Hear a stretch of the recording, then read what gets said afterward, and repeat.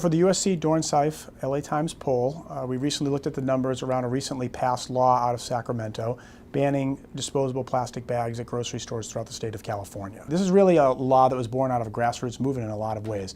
90-plus cities and communities around the state of California had already passed some kind of ban. It was becoming somewhat of a patchwork quilt. State legislators really wanted to have one uniform approach to banning plastic bags.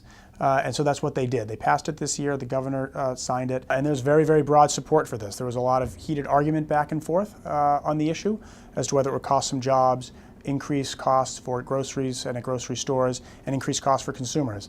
But consumers don't seem to be too concerned about that. With the 60 to 35 numbers, they support the plastic bag ban.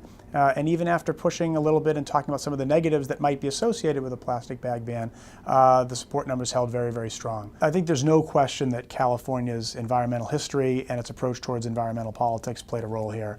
It's looked at itself as being first on a lot of different issues: clean air, clean water. They take pride in it. This is an issue that has had a lot of people concerned for a long time. Plastic bags, the damage that it does in the oceans, to wildlife. I think that's why we saw it moving from city to city. And California really looks at itself as a national leader on environmental issues.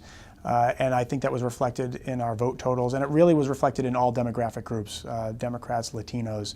It has very, very high support and looks like it will remain so in the state.